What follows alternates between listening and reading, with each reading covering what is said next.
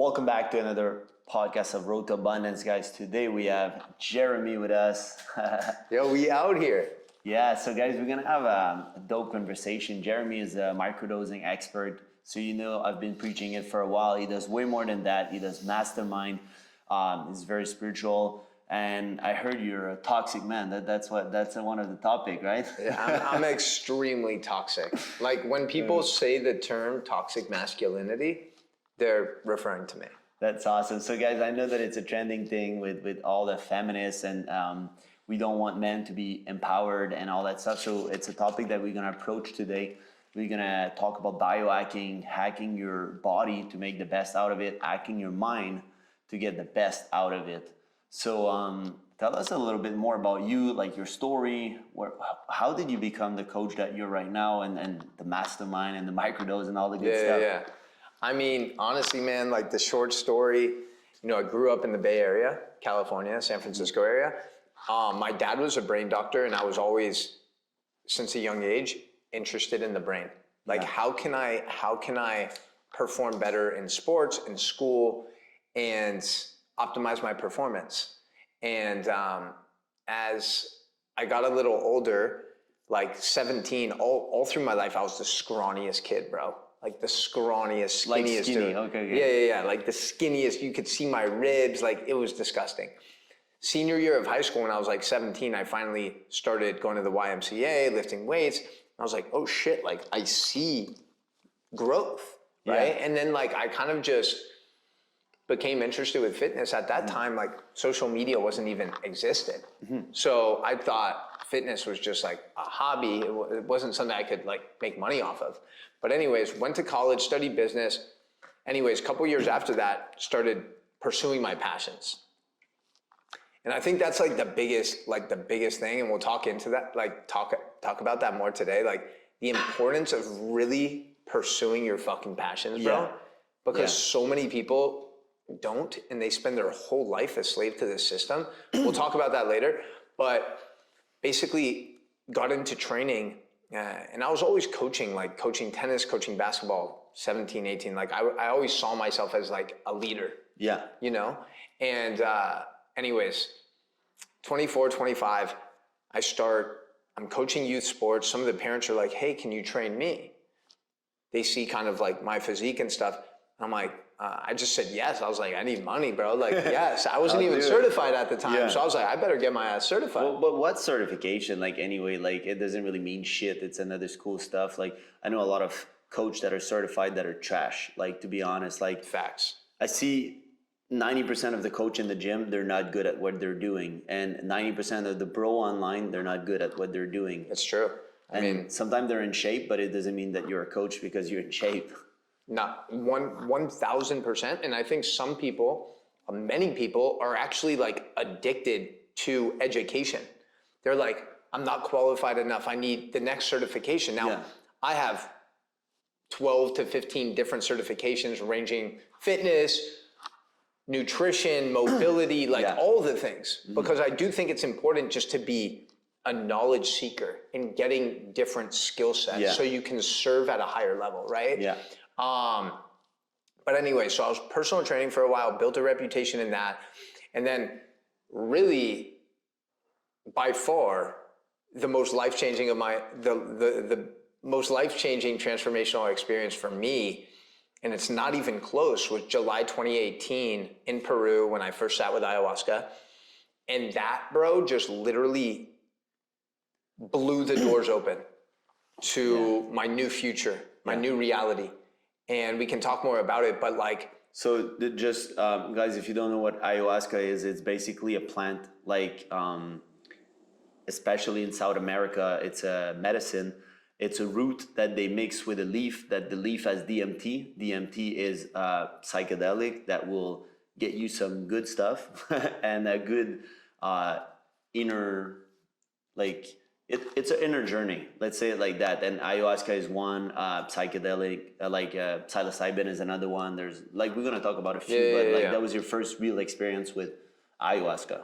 Yeah. And it's important to know, just because I know we're gonna be talking about this stuff like throughout the conversation, I always like to just say, This is not medical advice. It's just sharing experiences. Yeah. And all of these medicines that we're talking about are extremely potent and powerful, and they need to be respected, right? And that's like the biggest thing. So ayahuasca is probably one of the most potent, intelligent plant medicines. As you mentioned, it's indigenous to South America, the Amazon. You should do it with a guide. Like, let's say like that the first time you do even psilocybin, which is shroom, you should do it with a guide. We'll talk about bad trip and what is exactly a bad trip, because there's no such thing as a bad trip, but we'll put the points on that, and we'll talk more in detail. And it is for sure the life-changing experience. Like, Have you sat with ayahuasca? I did ayahuasca once. I didn't like it. Not that I didn't like the thing. I didn't like the group that I was. The setting was not good. So I drink twice, like a full on stuff, like the fullest you can go, and I was still sober. Where'd you go to do it? It was in LA. Like, we did it, and I didn't like the shaman. I didn't like the place. I didn't like the people that were there. Like, it's very important when you're gonna sit with your energy, guys, that you make sure that you do it the right way. And the next time I'll try ayahuasca, I'll be only with people that I know and trust, or alone, or a private ceremony and stuff like that. So that was, for me, I cannot get into the medicine. I cannot have effect. I control my mind so hard that if I don't let go, there's nothing happening. And I was like, wow, I'm not in a journey right now. And I just left in the middle, like 3 hour in, I'm like, I'm done. So that, I mean, I'm glad you're sharing that, because it just shows and communicates the importance of like doing your research and understanding. I personally, especially when it comes to ayahuasca, like, don't get me wrong, I'm sure there's great people that are local in America. Yeah. You know, I know a couple good medicine people in South Florida, especially for the first time. I think, and I have great resources for this, but like doing it where it's actually native to. Yeah. There's a special power to like going to Peru. Yeah. And sitting with an indigenous shaman, and their whole lineage were shamans. And it's like, there's a deeper connection to the medicine that you can't even really describe. Yeah, no, I feel you. And the thing is, I had a very close friend of mine in LA. She hosted 1,000 ceremony. So like a lot with different shaman, and she had the oldest of the oldest shaman. Like, the thing is, his grandfather was 100 years old, I think, still hosting ceremony and shit. That's pretty fucking She told me that a lot of the shaman, they're not like who they pretend to be, or they're not necessarily good people. And a lot of them, they don't cleanse their energy after the ceremony, which there's a lot of things coming out. So it's important to do the work. So not only it's important to find a place where you trust people, but it's important to know the shaman that you're doing it with, or the guide, because a lot of them, like in any other work, there could be something. So make sure that you choose wisely.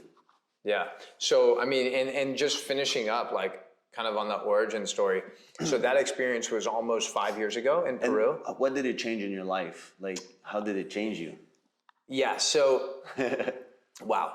It's funny, because I was talking to my boy yesterday, and I shared this with him. So, wow. I mean, literally the first ceremony, it was a 3-day, it was a shorter retreat. So we sat with the medicine 2 nights, 3 days. It was a 3-day experience. You could extend it to 5, but it's my first time.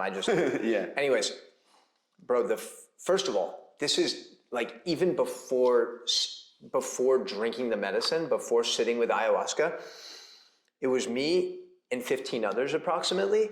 We were all strangers. Yeah. I didn't know any of them. Yeah. And I knew, just based on the energy, that everyone was feeling a little anxious, scared, nervous, of course, especially when it's your first time. And I sensed this energy, bro.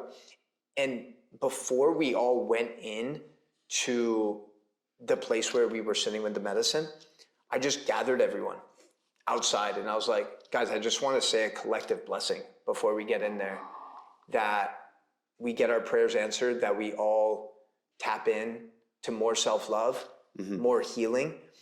And I'm literally getting goosebumps thinking about it, because when I got in there and they gave me my cup, I felt so at peace. Yeah. Because I was like, even if my life ended right now, I ended my life doing what I love and bringing people together, inspiring others, making others feel safe. And I was like, yo, like this is what I'm born to do. Yeah. And then literally, bro, like first night, first experience, I'm going through different things. I'm processing different events from my past. A big thing for me, you know, I have one older brother. Okay. He's 5 years older than me. And we were very close my childhood. And then when I was 13, he was 18, he started to veer down a path of drugs, alcohol addiction. And it really caused my family so much pain. Yeah. And it was essentially like I lost my brother.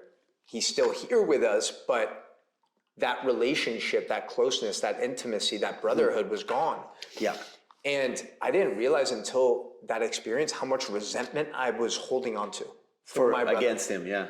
Because I kind of just, like, we're oftentimes trained as men. It's push like, it down. Exactly, repress your emotions. Yeah. Right? Just push forward. And I had done that for fucking 10 years. And it was that ceremony, bro, where I was like, oh my gosh, like that whole 15 years of being disconnected from my brother actually tore my heart apart. So the medicine, ayahuasca, had me viscerally experiencing some of my brother's pain and traumas, some of the suffering that he had experienced. Mm-hmm. And through that, I had experienced so much of his pain, trauma, suffering. Now, by no means do I want to say like, I know what my brother's experience was like, because this was only a fraction of that. You were connected to the experience, and then it's good to have compassion to understand where he was at that moment in time, because sometimes when we look at people, we don't necessarily understand their trauma, and then when we start putting ourselves into their shoes and then be having out of compassion, not empathy, that we'll talk about it, because empathy, people drag you down. Compassion is understanding but keeping your heads up, and now you understood the journey, and it freed some inner trauma for you. Facts. Like that's such an important point that you just said, because that's exactly what it did. It allowed me to cultivate compassion for my brother. So I was able to remove this anger and resentment that I'd been suppressing and transmute it to compassion for my brother, the pain, the suffering that he endured. And I remember, dude, that after that first night, it was like 3:30 in the morning. Everyone else was sleeping. It was me and the shaman, bro, still there. We're in the sacred valley of Peru. And I called my brother. And I hadn't talked to him at that point for a few months probably. And I just called him, dude. And I expressed how much I loved him. And that I was like, dude, none of this shit from the past matters. We have such a bright future as brothers, as a family, as a collective. Like, I don't want to hold on to any grudges. Mm-hmm. Like, I don't want there to be guilt and shame for what you did or what you didn't do or whatever. Like, let's just focus on building brick by brick and cultivating that level of love and compassion for one another. Yeah. And I think hearing that from me allowed him to forgive himself. Like, yes, it not as simple as yes, exactly. It started the fire, the ignition of like the healing journey, because it's like you gave him permission to go forgive himself. Yeah, man. And I really think, like, especially in America, man, it seems like there's so many families that are torn apart. Yeah.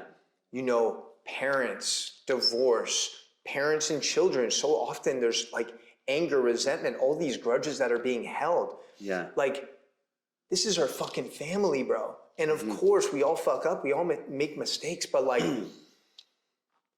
that opportunity to really put yourself in the other person's shoes. Yeah. And one thing I can add to your story, and you can tell me if that's what happened, but one of the journey I had with like my parents, like, it was literally like, my mom's higher self, my dad's higher self was there, my higher self and me. It's like we were having a full-on conversation, the four of us. And then it's like you realize that all the shit doesn't matter. It's all 3D stuff. It's all basic human emotion that in reality, it's like my mom was telling me, like, I'm so sorry that we have those fights in that reality that down there for stupid stuff like money or whatever it is, like small emotion that we shouldn't be triggered. And it's like from a higher perspective, they understand and you understand, and then you can be like, fuck, it's so stupid. Like we were fighting for this, like this, and it seems it's your story basically. It's people's story. It's the story that they tell. And one thing Tony Robbins kept saying is like people use very hard word, like the person stabbed me in the back, but did he really? Like did he take a knife and he stabbed you? No. So what really happened? And then at the end it's like, well, I loaned him $3,000 and he didn't give back. Whoa, it's a whole different story. Like this is a mistake. Shit happened. He didn't stab you in the back. So people use all those metaphoric words that are extremely powerful. We'll talk about spelling and words and all that stuff. But people use words and it creates a whole story and resentment towards people. And then when you're on those medicine, you see things from a different perspective that you're like, well, I was so stupid. I can't believe I owed grudges for 3 years for that, and it frees the energy. It's crazy because like, man, I really think after I've coached hundreds of people in a very intimate way, and I feel like the common thread, the biggest thing holding a majority of people back is the things that they're holding on to. And so much of the shit that we hold on to, bro, are these grudges, these triggers. Inner child trauma. Exactly. And it might be justified. Like you might have been fucked over. You might have suffered abuse emotionally, physically, mentally. Like that's a real fucking thing. Yeah. So I don't want to discount that. But it's in the past. And then if you don't want to create the future from the past, you need to let go of that. It doesn't serve you anymore. It made you the man that you are right now, but it has to change. That's the thing. It's like, that's where people get confused of like you said, it's valid emotion. It doesn't mean it serves you. Like, yeah, I mean, I think one of the things, and this is, I think, actually, this is probably the number one reason why people are hesitant or scared to sit with ayahuasca or to try a mushroom journey is because they fear the truth. Yeah. And these medicines, bro, are operating at a higher intelligence. Yeah. So the truth will come to the surface. The truth might be that you're actually the toxic person in a certain relationship. The truth might be like, oh shit, I completely forgot about this event or trauma from my childhood that's been holding me back. And when those things come to the surface, it can be very challenging. It can be very painful. It can be hard. It can be scary. Yeah. But ultimately, the truth is what sets you free. So if you actually allow yourself to face that thing and process it in a healthy way, that's what allows you to actually heal from it and move forward. Yeah, and two things is like, not only that you can't access it, it's your brain will protect because your brain is triggered and wired for survival. So the problem is, let's say your subconscious mind is this book right here. This is the book of the subconscious mind, the conscious mind. The subconscious is everything around, and your brain, because it's wired for survival and protection, will place any event that it doesn't like outside of your range. So when you try to access it, you'll hit a wall. Oh, there's no more page here, but there's a whole other page. It's just your brain doesn't let you access it. And when I was talking about a bad trip, that's exactly what Jeremy said. It's not a bad trip. It's emotion and trauma and stuff that you were denying and neglecting and never wanted to go to because it was hurting and painful. And now your higher self or God or whoever you want to call is grabbing your head and is shoving it right there so you look at it for a few hours. So there's no escaping your trauma. There's no denying your trauma. You'll see either the piece of shit that you were, and it's okay because you'll change, the bad friend, bad parent, bad relationship, or the abuse that you had and you denied, anything will come up. Emotion will come up. And like you said, that's how you're going to be free. That's how you're going to be set free. So it's very important that you sit with it. And even for me, that I understand it, like the last time I did a journey, I had this like crazy thing started happening. And I was like, I told my girl, I'm like, I can't talk for the next 15 minutes because I was fighting really, really, really deep inside. And it's like, it was a weird battle, and I was like, "Fuck, this is bad." And it was fighting as something inside about my emotion, and even for me, I had to go and be like, I'm gonna need to breathe, and I'm gonna need to release the emotion, and you have to embrace it because there's no other way around.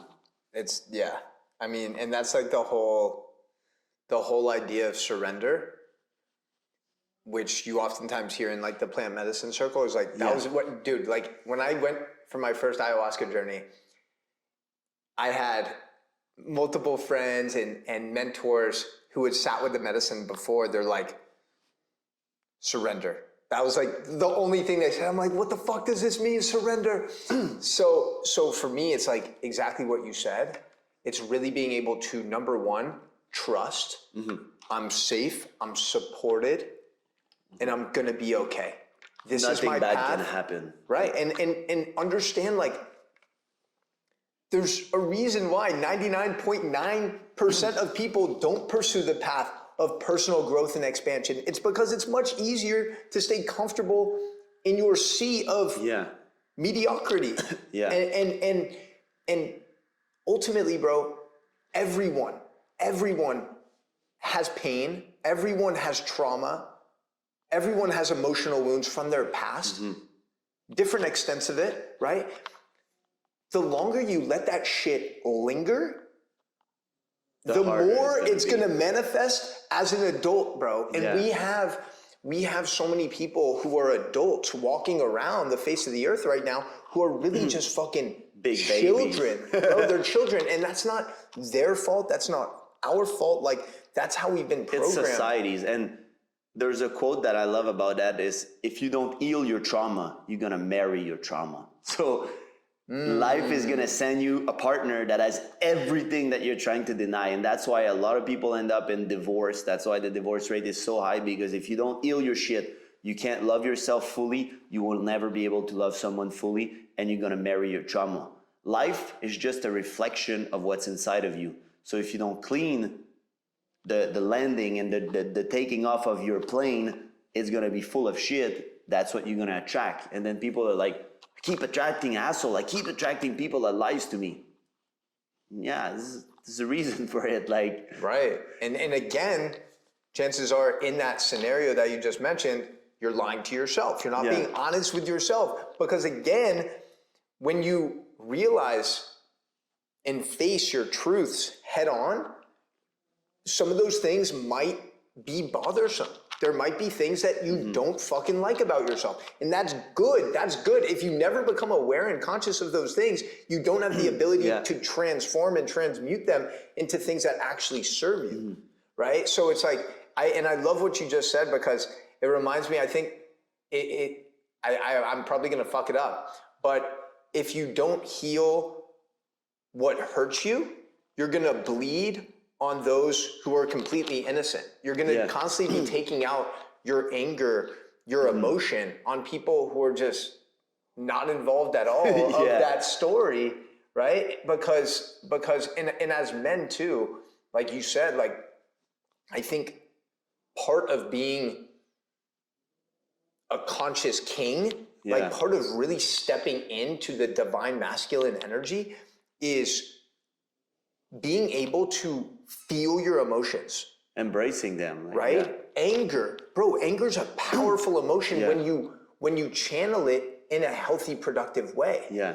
In addition, like joy. Like I know so many dudes, bro, who like, I never see them express any emotion. They're fucking numb to life. And that is not a way to live. So being able to feel the emotion, understand that the fact that you can simply feel your feelings is a superpower. That's a gift, bro. And then understanding also how to channel those emotions in a way that serves you and serves those around you. Yeah, and I have two things to say. The first one is about emotion. So depression and all that numbness is the bottom emotion. It's when you're not reacting. Then it's normal. The second emotion above is anger. So when you're angry all the time, or like you're angry for situation, it's actually an emotion that you're feeling. You're working on it because maybe you were numb or depressed, which a lot of people end up because they don't want to be angry. But angry is the emotion that tells you that something is working, and then you progress through joy. Joy is the top emotion. The thing is, being angry is just a sensor. It's like your car is lighting up that you need an oil change. Are you denying it, or are you doing the oil change? So if you're angry all the time, there's something to heal there. Nobody's broken. It's just that there's things that needs to be done differently. And another thing, if it can secure people, I was watching a very interesting documentary on Gaia. It's called Psychedelia. It's like 45 episodes. 45 episodes? Yeah, it's insane, bro. They show every single psychedelic, even from Cambo to the cactus. I think it's San Pedro? Yeah, San Pedro, and then the frog. There's another one.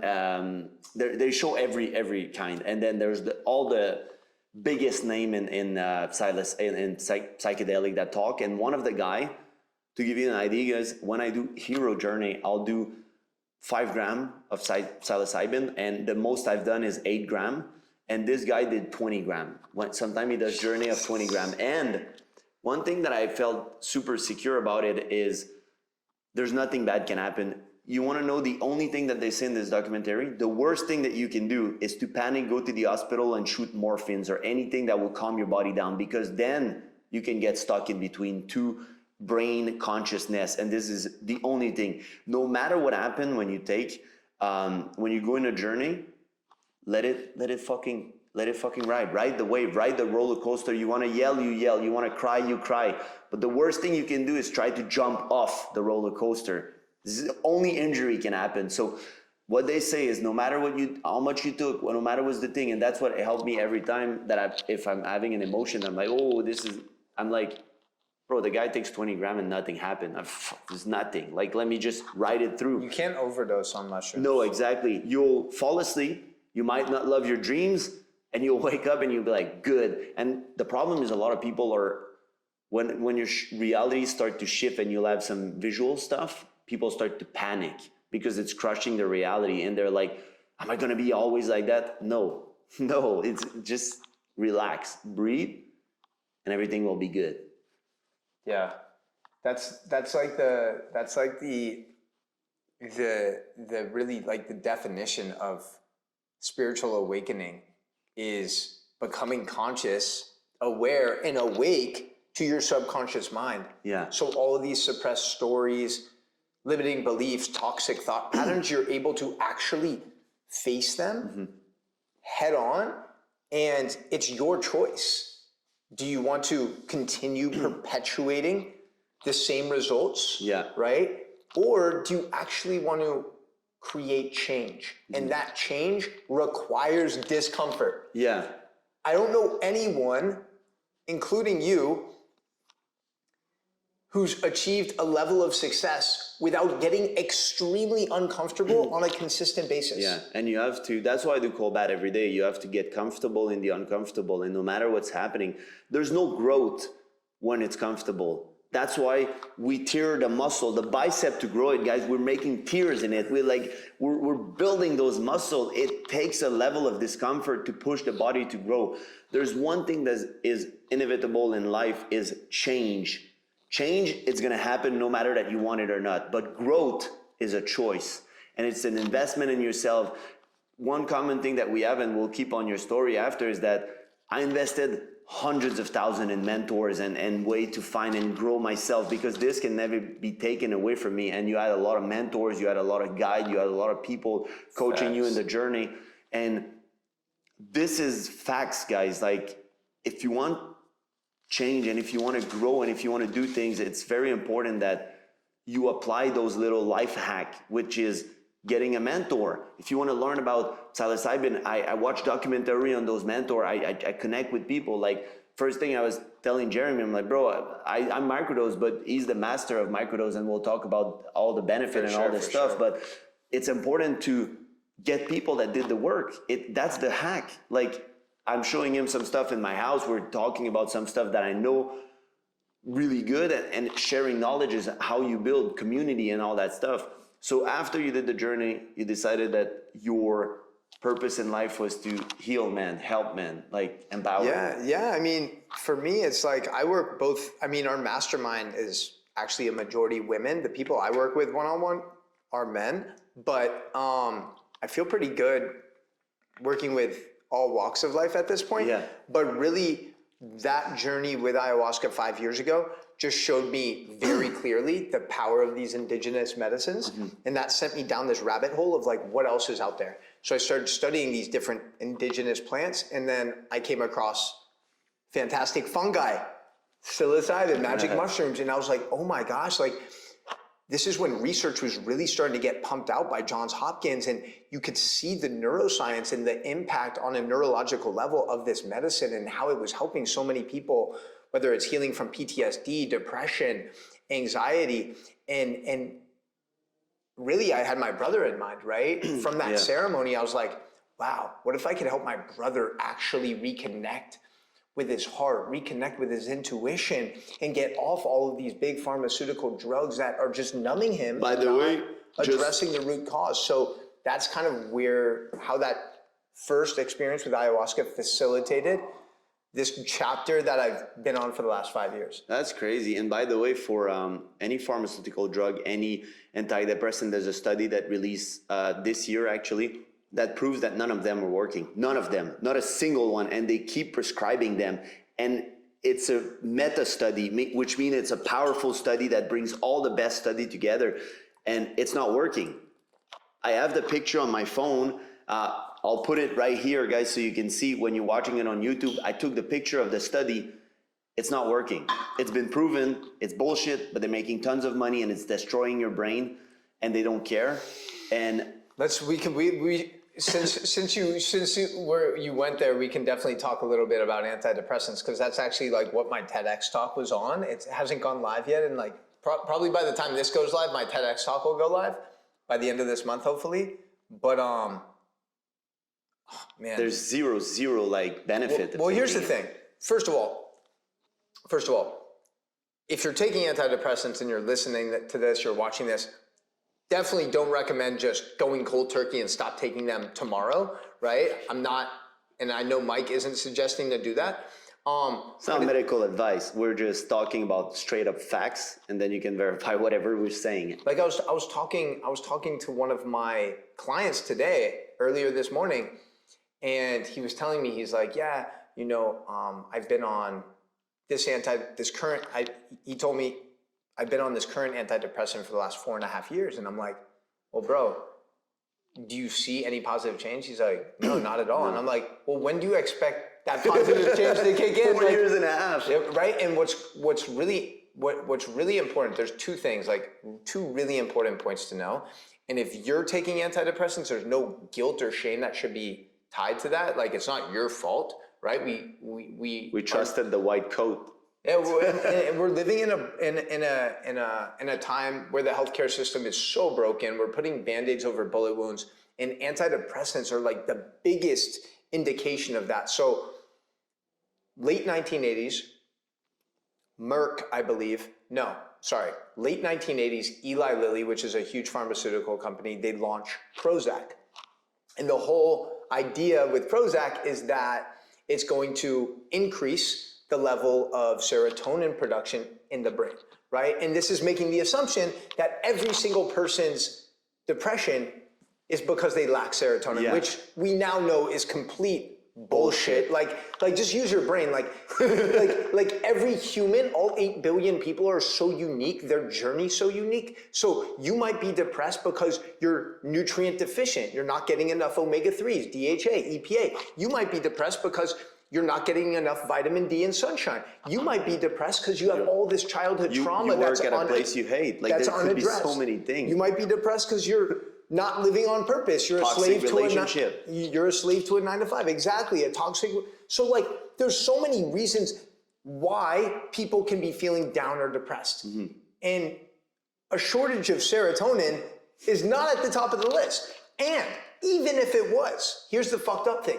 Even, let's just pretend that everyone is struggling with depression because they lack serotonin in the brain. Yeah. Okay?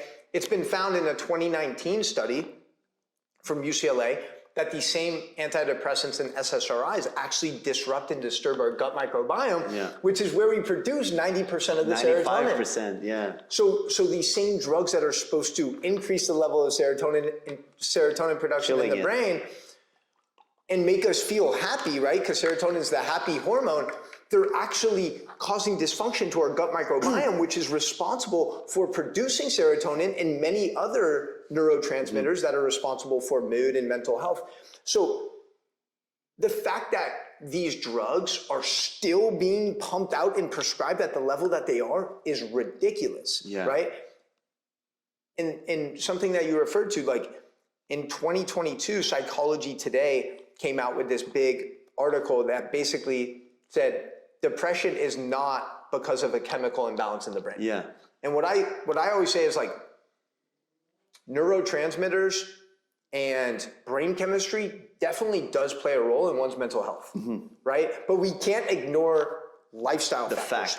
Movement, sugar, movement, nutrition, sunshine, relationships. Cold bath, increased dopamine by 250% for a few hours. Just cold bath, yoga, exercise, everything you said is ice insane. bath, like if you just got in a cold shower, like if doctors prescribed cold showers for everyone who came into their clinic complaining of depression, literally, it would help. Cut sugar, that would help with diabetes, overweight, and depression. We cure 20 million deaths a year just from overweight, and depression, its suicide rate is through the roof, especially in men, which we'll talk about. But you can't, the thing is, like with both of those things that we just mentioned, cold showers, nutrition, lifestyle, you can't make money from that. And that is what's so fucking broken when you realize that the only way that healthcare companies in America make money is when you're sick. Yeah. So they're incentivized to keep you sick so you remain a slave to the system. Yeah. The last thing they want is to empower you with the tools, the strategies, the habits to actually take ownership of your life and become healthy. Yeah, it's like even like aspirin, Tylenol, all those things, it's been proven that it damages your inside so bad, it causes cancer, gut cancer, all that shit, and they sell it, and they're not gonna make it mainstream media that it's damaging because there's a lobbying of the pharmaceutical. But like Jeremy said, once you start looking for answers, and just to share a little glimpse of why I became the man that I am today, and I have all that knowledge. I had a motorcycle accident at 19, as you guys might know. I had 36 doctors on my case because my legs were fucked. My nerve in my leg were fucked. They couldn't find anything. And then I started bleeding. I almost died 3 times from gut problem and gut disease and stuff like that. And I catch 2 parasites. One is amoeba, which almost killed me. And all that, nobody can tell. I had 4 colonoscopy, which, as you might know, is not the best thing. They shove a camera down your ass. This is like not, not only that, I had a weird symptom. So normally they do colonoscopy to people while they're still conscious, right? For me, they couldn't. I had a syndrome that my body was so nervous because it had so much trauma lead to the gut that my asshole was clenching so hard because it's a muscle that they had to put me under anesthesia. Yeah, sleeping in order to do the camera. Except the last one that I got because I was rushed to the hospital because I bleed out almost to the point of dying, and I was rushed in ambulance, and they had to surgery on me to fix the wound inside. And that time I was like semi-conscious on morphine. I could see the camera on the side, and the doctor was talking to me and showing me the thing. And I was like, bro, it's just like, I'm barely conscious. But the thing is, all that still didn't fix. I was bleeding from the inside for 8 years, and no doctor could find what's going on. And I was seeing the best, supposedly the best of the best doctor, but like you said, most of them, they're only putting Band-Aid on stuff. They don't really know what they're talking about. This led me to a journey of self-healing, ozone, all the biohacking stuff that I do, and now I'm healed. And the thing is, no doctor was linked to that, and I didn't get sick for years now. And I use, actually to avoid parasite, when I travel, this is a trick everybody can do. I use wild oregano, gel tab. Oh, oregano. Yeah, oregano. Amazing. And wild one, you need the wild, in gel tab, $20 for like 2 box of pill on Amazon, like super cheap. You take a good quality. You take 2 pills a day when you travel. It's double the dose normally, but there's no side effect of it.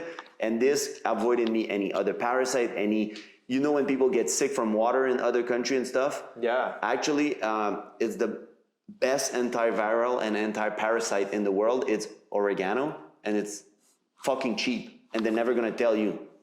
So well, that's it's like, and this is exactly why healthcare companies don't like you. They don't like me, right? That's why literally they fucking censor me. They shadow ban me, is because all during the last 3 years of this pandemic, I was actually encouraging people to take ownership of their health, right? Get sufficient vitamin D. Get your ass outside, move your body, eat real whole foods, cut out the processed shit.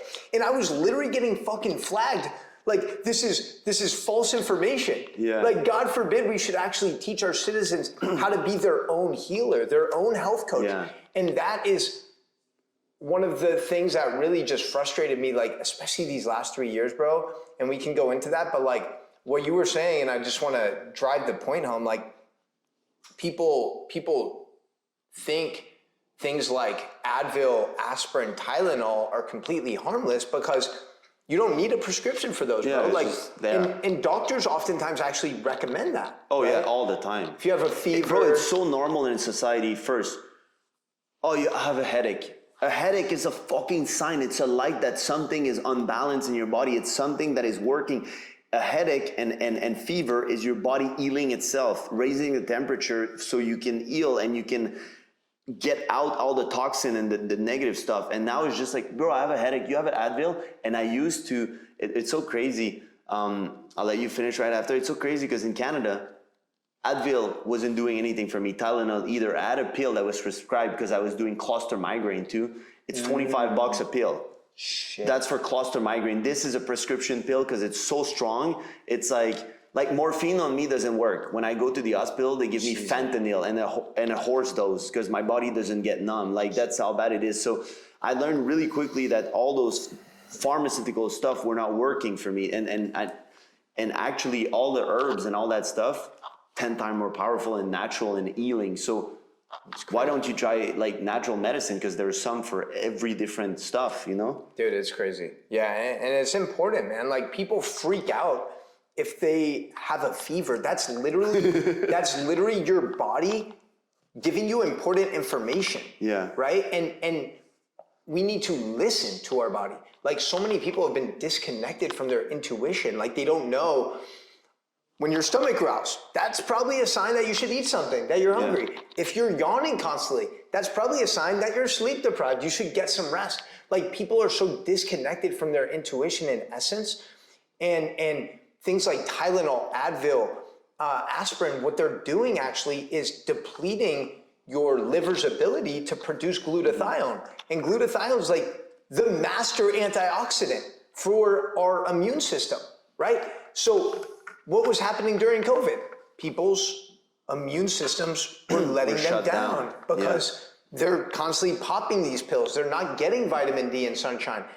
So this is so important just to recognize, like, every input that we put in our body is going to deliver some output. It's going to impact us in some capacity. So it's just being mindful of, like, oh shit, okay, like, I can eat and it can be medicine, or on the other side of the spectrum, it can be poison. Yeah, it's really important that we have to go back to normal. Like, we're not talking here against medicine, and there's some beautiful stuff. Like, there's some surgery that are needed. There's some stuff that are needed, but popping pills left and right and all those drugs and thinking it's going to do something, it's not. And my mom was on antidepressant for 2.5 years. And this summer I went back home and I gave her some psilocybin for 5 days. And she was like, you have more? Like, it's fucking amazing. I never felt like that in my life. And she was on I don't remember which one, but an antidepressant for 2.5 years. And she stopped cold turkey, like in terms of, because I'm against it. I was like, Mom, you're not going to take that shit. And if she's my mom, I tell her like you're honest with her. I'm not going to tell you guys to do things, but when it comes to a talk with my mom and people that I really care, I'll sit you down and I'll tell you straight up to stop all that stuff. Same thing with, there's a lot of other things that I'm against, and I'll tell you the fact why. Right now, to avoid lawsuit or anything, or to avoid any problem, we're saying we're not medical advice, we're not telling you to stop anything, but you should seek answers and you should seek different therapy and different modality to heal your body, and that's the important stuff. So how did you get involved with, you discovered psilocybin, the little magic, and then what was your conclusion of your research on microdosing? Like, if somebody doesn't know, like, I studied nootropic and a lot of things, so I know that it's one of the most potent stuff to create neurotransmission and neural pathway. Yeah, it's crazy, man. So first of all, I love that you helped support your mom create more healing and health with the support of mushrooms. Yeah. Because I did the same with my mom like 5 months ago. My mom's been microdosing consistently 3 days a week for the last 5 months. She's completely weaned off her antidepressants. That's cool. Dude, my mom's 75 years old, and like, it's fucking amazing because I don't love anyone more than I love my mom. You know, it's my fucking mother. Like, she's a queen. And to see my mom like more happy, bro, more joyful, less stressed, less anxious, for me is like the greatest gift of all. And I think a lot of people, especially when they get older, they're stuck in their ways. They don't think that there's any possible way they can improve their life. And one of the beautiful things, coming back to your question about psilocybin and microdosing, is that we're creating BDNF, brain-derived neurotrophic factor, which is a precursor for neuroplasticity. Neuroplasticity. So when we even at a small level with microdosing, we're increasing levels of BDNF. And what is neuroplasticity for someone that, let's say I'm listening, I'm not so aware, what does it do for me? So neuroplasticity is essentially the idea of creating new neural connections in the brain, right? If you think about a child, a 5, 6, 7-year-old kid, their brain is plastic, bro. Like, they can pick up a ball and they'll dribble it, they'll throw it. They're not necessarily worried about failing, right? If you think about when a baby's learning how to walk, they get up, they walk, they fall back down, they get back up. They're constantly learning and adapting to their environment and learning new skills, learning new things, trying new things. And when we get older, we stop that. We become very rigid. Playing, and we were scared of other people's opinion, and there's a lot of other things that come. And when it comes to neuroplasticity, this is very important because, so microdosing, we're increasing levels of brain-derived neurotrophic factor, BDNF. That's a precursor for neuroplasticity. Neuroplasticity is what's allowing us to create these new neural connections, connect the dots in a new way. And when we do that, we're able to remove some of those old patterns, habits, and stories from our past that no longer serve us. And now we're able to think from a fresh perspective. And that's what allows us to have more creative thoughts. Like, some of my best ideas, bro, business, content creation, just life in general, are when I'm microdosing, because I'm not so rigid with my thoughts and I'm more open to possibilities. And a lot of times dots will be connected from things from 5 years ago and something that just happened. And it's like very unique in the way that this medicine allows these synchronicities to take place. And how do you say when you microdose, so do you do 1 month on, 1 month off? Do you do 5-2? What's your... So my microdosing protocol is very simple, very straightforward. It's Monday, Wednesday, Friday. That's what we follow in our students. Yeah, Monday, Wednesday, Friday mornings. Why not every day? The reason why I don't believe microdosing every day is the best protocol is because number one, I don't want anyone to become psychologically dependent on anything, right? Especially a lot of my students come in and they've been dependent on Adderall, antidepressants, Xanax, alcohol, whatever it is. Violence, yeah. And while I don't think there's any negative health ramifications to microdosing You don't want to every create day. a dependency and Exactly. create that the brain is like, I'm like that because of this. Exactly. I don't want anyone to think like, oh shit, like I ran out, what am I gonna do? And they're like, I need, and even though microdosing psilocybin in general has zero addictive properties, psychologically, I don't want anyone to be dependent or attached Put to their it. growth on that. Like I microdose every day and sometimes I'll take a little break, but I have zero addictive personality. Like I know it's good for me. But because also like you don't feel when you microdose. It's not like, in case you wonder guys, it's not like you're feeling anything. It's, think about it that you're taking a vitamin, you don't feel the vitamin. So you're not gonna, it's hard to have an addiction to something that you don't feel. Because if you don't feel it, technically, it's like when people get addicted to drug, coke, or the antidepressant or that stuff, it's because it's releasing stuff in their brain and it's releasing dopamine and it's doing something and they're like, I feel good. So that's why you get addicted to those drugs. But psilocybin is a whole other story. It's more like a medicine, and it's super cool because in the psychedelia documentary, they're talking about that. Actually, in the 1970s and 1960s, there was a lot of study. It was amazing and doing amazing work, and they shut it down because people were becoming a little too conscious, and it's not good for people in control when people start thinking. Well, think about that. Think about that. When all of the research for psychedelics was being stopped, right? And this is Richard Nixon, the war on drugs, right? This is where you saw a lot of people speaking out about the Vietnam War. It was people starting to wake up and not just accept everything that the government was doing as truth or as fact, right? And then all of these substances got banned, got criminalized for the last 50 years. Bro, it's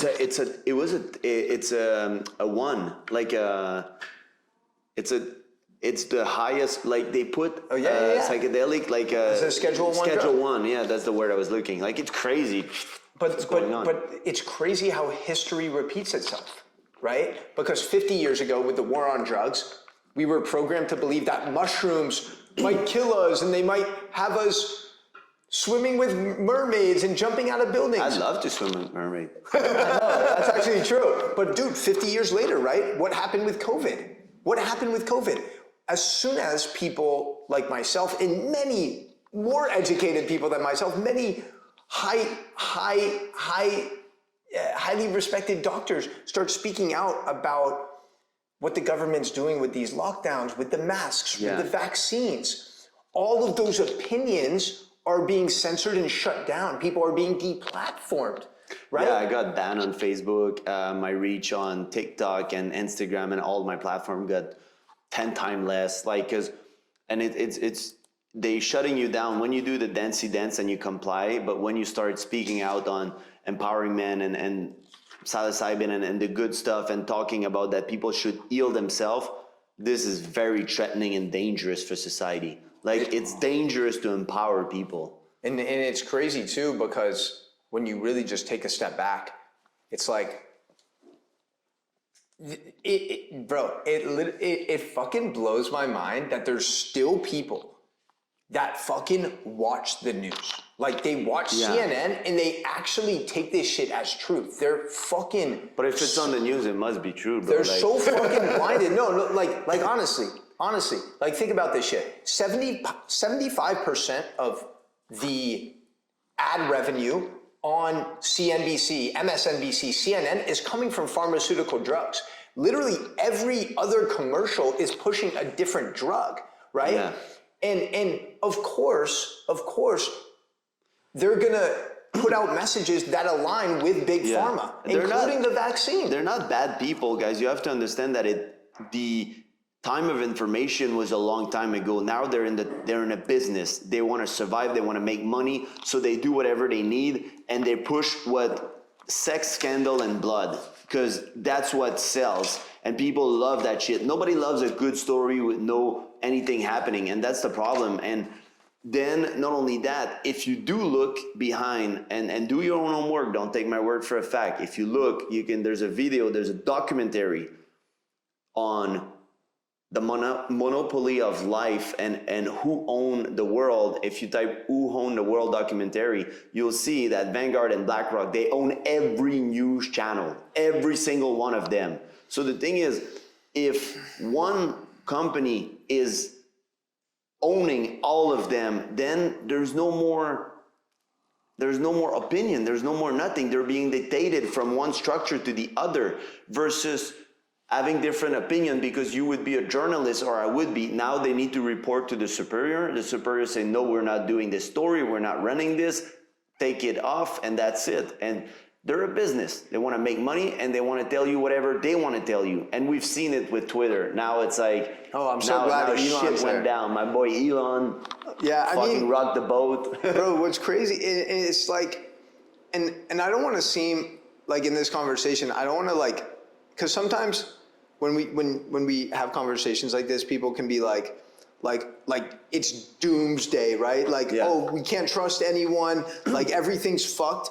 And the message I want to communicate is it's the fucking opposite of that. Like, we're coming to the good day. There's a winter right now, but we're coming. The good days are there. Like when you actually realize that you control your own narrative, and that you don't have to be the slave to a system, that's when you feel empowered, bro. And like, I was thinking about this on the Uber ride over here, right? I was thinking about this. I was like,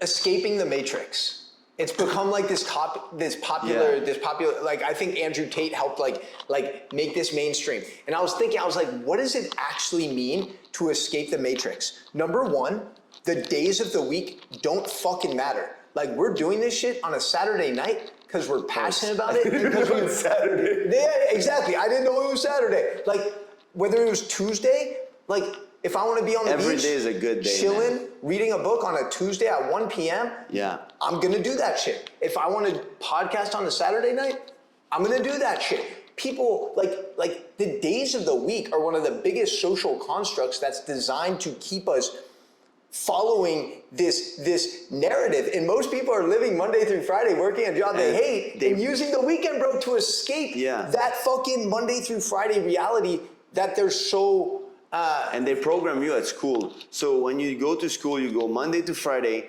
A school at the beginning, guys, was made, I saw something that it was made by like Henry Ford and all those people, like they wanted to indoctrinate people and get them ready to be in the system. To be employees. You go to school from morning to night, you go at your little lunch break twice a day, plus your dinner and plus your lunch, and that's it. And then you go to work and you do the same. But now I'm the same. Escaping the matrix for me just means living on your own term. And there's no such thing as a better world outside. We create the world that we want to live in. And you don't experience reality. You experience the reality that you focus on. That is very important to understand. Whatever you focus on is what you create. Whatever you think most of the day is what you create. So the thing is, if you want to change your reality, change your thoughts, change your focus. And there's also, like in the book, the four or the five agreement, one of the things that he's talking about, think about like a movie theater.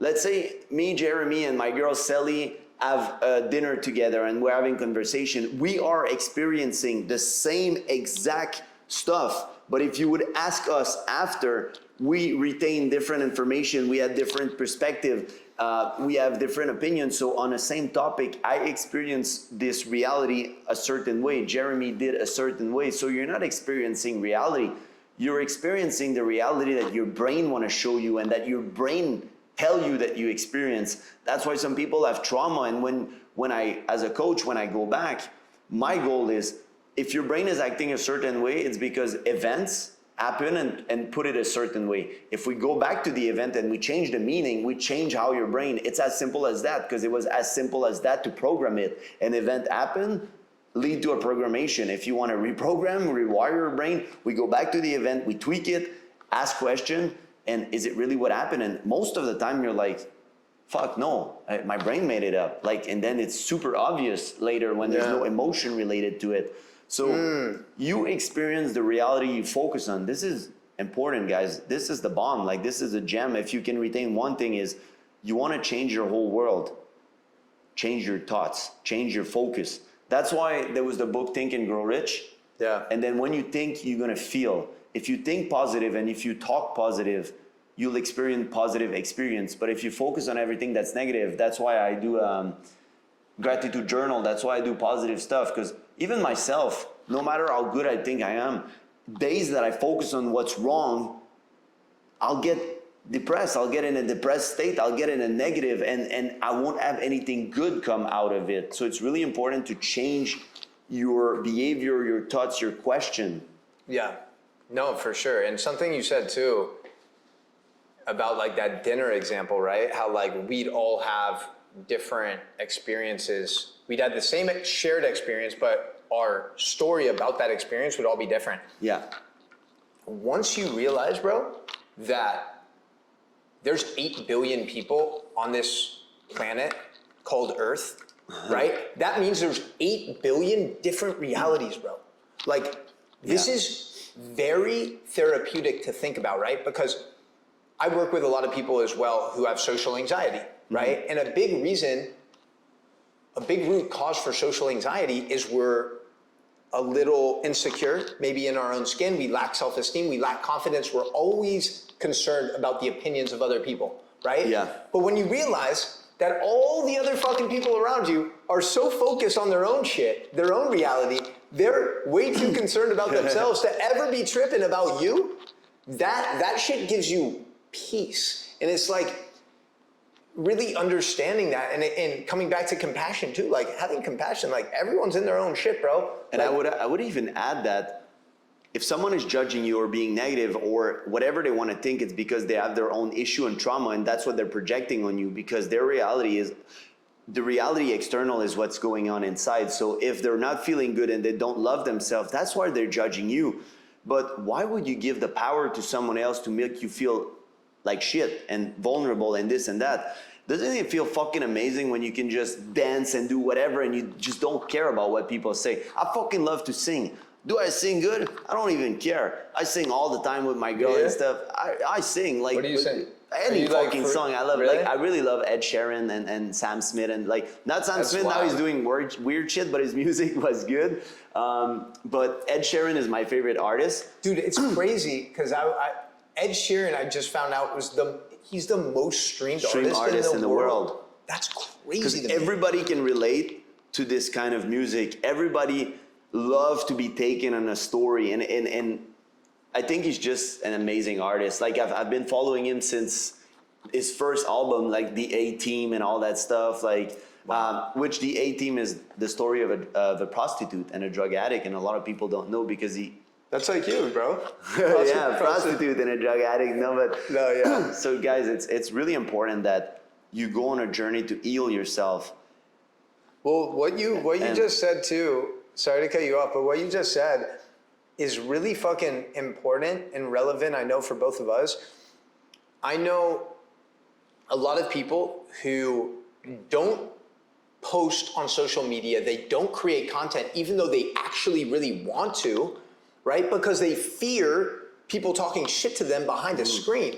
And whenever anyone leaves me a malicious comment on social media, bro, I really just take a breath and I'm like, damn, this person, Yeah. Sally Pants, Joey, big Tommy boy, they felt the need to spend their precious Stop their time and life. energy, right, to type something malicious behind a keyboard. Yeah. They don't know who I am. And that comes back to compassion. I'm like, damn, that person must be hurting. Oh, yeah. If they feel the need to TikTok spend is their so time big and on energy. that. And it's like, it's one of those things, like, it creates a lot of peace when you have Yeah. that perspective, though. Yeah, Right? and it's so funny because talking about trash talking, it's like, also guys, be mindful. It's not because someone is a doctor that they know what the fuck they're talking about. They went to school, and the school system is very old, and what they teach you, and I can say without a fucking doubt, and I can say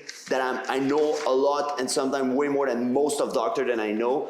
And I was just in Canada having an argument with a girl because a doctor prescribed her something, and I'm like, this is not how it works on the body. And she was like, yeah, my doctor did it. It doesn't mean she's good. Like the things that I've seen in the doctor stuff doesn't mean they're all bad. It doesn't mean they're all good. And one of your video recently, I sent a friend reposted something that actually a guy, and for me, if someone go on TikTok and put his white coat to feel important and feel like he needs it to share information, it's because he's insecure about his knowledge.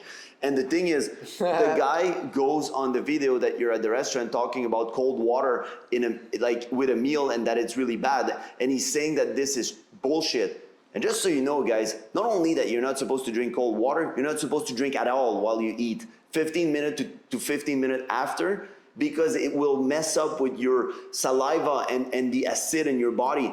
And then cold water, the guy was saying like it's really good because it produces energy to burn. But guess what? While your body is busy producing energy to warm up the cold water, he's not digesting the goddamn food. So before you believe all the crap and online, and if you know stuff and if you're well educated and you want to make content, don't let those people get in your mind, because Jeremy is making amazing content. I was like, wow, that's dope. And then he's accusing him of doing it in public. He's just doing it in a setup that people realize that it's often right there, accessible for you. And it doesn't mean because it's there that it's good. And yeah, cold water, you're not supposed to drink it. The pH water is bullshit too. That's a whole other topic that we can have. I studied water a lot, but there's a lot of things. Now I would love to get in the topic of toxic masculinity.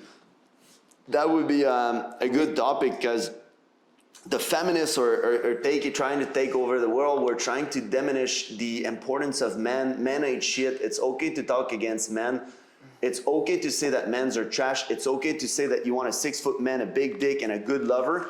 But we can't say that we don't want a fat girl or we don't want a tall girl. And we can't have us men. We can't talk about any of our preference because it's judgment and it's this and it's that. And it was so funny because I watched on a podcast yesterday, and the girl is like, I want my man tall, I want him rich, I want him that. And he's like, I don't want my girl fat. And she's like, you can't talk like that about women. And then she leaves the podcast like, what's going on? Because if he says that, he's a body shamer now. Yeah, he's a toxic. But it's okay. He's toxic and he's a body shamer. And the girl right before that, she says, oh, Andrew Tate, I didn't know he was tall. He has like small guy energy. What is small guy energy? You just fucking body shaming someone, and then the guy, that's why he said, but I don't want my girl fat. And then she got triggered and she left. The thing is, we need to put a stop to all that. It's not okay on both. And at the same time, it's okay to have preference. Like some guys like girls with a little bit more curves. Some guys love girls that are like more skinny. Some girls love guys with muscle. Some girls love guys with dad bod. It's okay to have a preference. Are there girls who love guys with dad bods? Yeah, there's girls that love it. Yeah. I mean, it's funny, man. It's funny. Like, in like all the examples you just said are like they're more physical attributes, right? But like even just to say toxic masculinity is inquiring that being masculine is toxic, right? I don't know about you, but I think the world needs more conscious masculinity in the fucking world. Some real masculinity, not someone that lick ass of women to please them. And now everybody's fucking scared about talking about empowering men. And I got my account banned for talking that. I got Facebook banned. I got 2 warnings on TikTok and Instagram because I was talking and I was actually saying that Tate, what he's saying is good. And a lot of people get triggered, and the people that hate him don't even know what he's talking about. They're just like, he's a misogynist on what? On what topic? Like, what are you talking about? And it's just interesting because like, I've never heard anyone say toxic femininity, right? Yeah. And here's the thing, like toxic femininity for me is like feminist. Exactly. Toxic femininity is actually like a feminist in 2023 who's saying all men suck, all men are scumbags. They're trying to like out men, right? Like that's not how this ecosystem is going to thrive, right? If you have all of these people in their masculine energy, right? Then They even created like a coffee only for women. Imagine if we did that tomorrow. We make a coffee shop that no woman can come. Bro, we're the biggest misogynists. We go in the news, but women can do it. Of course, they went bankrupt. Like, but well, it's like, it's really simple. It's really simple. we shouldn't it's like, fight gender to gender. We should empower each other. Exactly. Here's the thing. Especially in America, everyone takes shit to the extremes, right?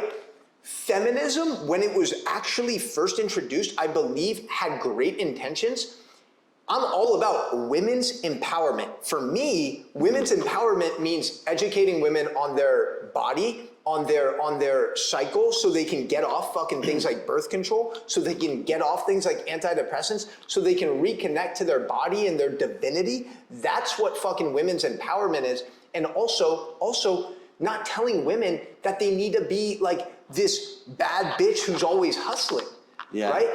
Like my mom was a mom. Like, that was her full-time job, and I'm fucking grateful for that. And that's not to say, like, if entrepreneurship and starting a business is your path, go and fucking do that. But Fuck yeah, it but doesn't don't mean do you're it. not a good woman if you choose not to do it. Exactly. It doesn't mean if you choose to nurture, which women love to have family and we need them, and it's okay to decide what role you want to do. But the whole thing about bad bitch and all that stuff, it's like, wait. It's like, a lot of women are way too in their masculine, like you said, because of that movement, and they want to be a bad bitch. And all those women that I know that are like that, they're not in happy relationship, and they try to boss around other men, and then they say that they can't find men. And when I'm talking with them, I'm like, if I feel like I'm gonna argue with my wife, I don't want to be in that relationship. And that's what happened often. They're so like primed to argue about everything. And they don't, and to be honest, bro, like, whether they recognize it or not, in that scenario, they actually inherently don't want to be masculine. Like, a woman wants to be in her feminine, but again, society has programmed many women to believe that all men are scumbags and douchebags, Yeah. and that they're equal to men in their ability. In many ways they are, right? But like to imply that a woman is as strong physically as a man is just foolish. Like, we're genetically disposed differently. And that, we were born to fucking be hunters and literally sprint down fucking buffalo and bison, hunt that shit so we can feed our wives, so we can feed our village. Like, we're fucking designed to be warriors and killers, and the bro. thing is, I think that's where there was a misconfusion when Andrew Tate is saying like, I'll remind her, and that he just took it to the extreme of like, I'll slap her and whatever. We're not talking about beating girls to remember them that they're not as strong. The thing is, every gender has strong points and has strong stuff. We're equal in the ability to think, and we're equal. Like, if you are as qualified as me, or you have better qualification as me for a job, you should have it. Like, it should work on qualification and stuff like that. So that I'm for it. A girl could run for president. A girl could All run of that for shit, for that's sure. all good. Empowering women like that is amazing. But going against men and teaching our feminists that men's are scumbag and trash, and that now it's normal to see that on the news, and we don't need men, and then I don't see any women fighting to go do all the trash job and the mining and the petroleum. Like, they don't want equality. We should have 50% in that too. Like, all the manual job, why we don't see feminists fighting for it? And it was another thing that was funny, like in one of the podcasts I saw, the guy is interviewing women, and the girl is a super hype feminist, and then she only a feminist when it served her. Like, when she wants to get in the club for free without paying. I've never seen, he's like, have you ever say, hey, no, I'm gonna pay. And when people are paying shit for her, no, I'm a proud woman, I'm gonna pay. No, it doesn't work like that. It's like it serves you whenever you want, and that's a problem. And I respect women and I embrace women, and my girl is actually an entrepreneur, and she wants to do it, and she's good at it, and I support her in doing so, but she's in her feminine energy. Yeah. That's the difference. And also, like, man, it's crazy too, because with this whole shift in gender roles and masculine and feminine, and there being so much confusion, right? It's like, I see dudes splitting the bill with a girl on their date, which I think is like fucking atrocious, bro. I think men are here to provide and protect. Wait. See, I have a different opinion on that. All right, well, this is what I believe, right? This is what I believe. I believe that men inherently are here to protect and provide for their women and their families. Now, like, if you're a friend with a girl and you split the bill, cool. Like, she's your homie, No, awesome. but even on a date, the problem is If I'm going on a date though, like I go in with the expectation, like I'm taking care of this. I appreciate if you offer. That's amazing. Like I love that. But like, you know where it is the I got problem? this. I had too many girlfriends and I had too many friends, and my girl could tell you girl abuse. They gonna go on dinner. They don't even give a fuck about the guys, and they're just like, I'm gonna get a free dinner. I had two sisters. I've seen so many girls. I know how it works. And when I was 22, I made a deal with myself to never pay for a first date and never pay until I will offer free trip to friends. That's where I'm different. Every time I'm friend with a girl and I care about her and I love her, like as a friendship, as a girlfriend or whatever, I'll take care of the bill. They know. So on any date, I'm not taking care of any fucking bill. You know why? Because when I was young, I paid so many times and I didn't even care about the girl, and they were taking it for granted. Girls show up with no wallet. They don't care. They go on a date just to get the meal. And for me, it was insulting. And then not only that, they're like, oh yeah, for sure you have to pay. They don't even ask to pay. And then I was like, So that's a different issue, me. but that's also part of where you were in your life, right? Like you said, you were 22. Like no, but even nowadays, what I'll do. But personally, like you and I are like similar ages, right? Mm-hmm. Like I'm not gonna go on a date with a girl if I don't actually have an interest in connecting with her. But how do you, so that's where I differ. Like that's where now I do things differently. I'll get to know the girl before. I don't offer a date at the restaurant the first day. Let's go for a hike. Let's go for tea. Let me get to know you before I decide if I want to spend money. Maybe I don't even enjoy your time quality with you, and I'm gonna go sit for 2 hours in a restaurant stuck with you in front of me that I have no other choice to talk to you. Facts. Maybe I don't even like your energy. So for me, taking a shorter amount of time on the first day that I see the girl, like doing either a workout, going for yoga together, doing something different that I can feel if I like the girl. And then I don't mind paying if I respect the girl, but I don't like to be taken abuse of. And I know, I'm not saying every girl, but I know it's a major thing. You live in Miami, LA, or any big city, and every girl expect every guy to pay. So that's why for me, it's not like that. I think a big reason for that though, dude, is because most people are still in the matrix. They're living in a very material world. Like for me, it's just so ridiculous to the idea of a girl willing to sacrifice her most precious asset, which is time and energy, for 2-3 hours with someone that she's not interested in just to fucking get a free meal, bro. Like you're in a dark fucking place. You feel me? That's why I'm saying personally, like as a man, if I'm gonna go out with someone, that's fine that she offers, but I'm gonna You're a different man. You're like the girl that you're taking on a date or whatever you want to call it. You have an interest. But most of the time, what guys and girls do, they meet on Tinder, Bumble, or whatever, and they're like, yo, let's go for food. Okay. Like, bro, I don't even know if I want to spend time with you. And when I was 22, I made this rule with myself, and at 25, I made it even, I put way other sort of boundary. And well, you want to know what's the crazy thing is, at the beginning, a lot of girls were like, what, you want me to come over? Like, you think we're gonna have sex on the first date? I'm like, hey, if we have sex, we're two people agreeing, right? So you can control yourself, yeah, worry about yourself, I'll worry about me. And if I tell you that I want to have sex and you don't want, you just say no. But if you're scared, don't come home. Like, if you can't even come to my place and we have a talk and I make you tea and I see if I enjoy your time before we do anything else, and your first thing is like, let's go in public. Perfect. I live in an apartment building. Let's go downstairs. Let's go to the pool. Let's go anywhere. Let's go to a coffee shop. No, you want me?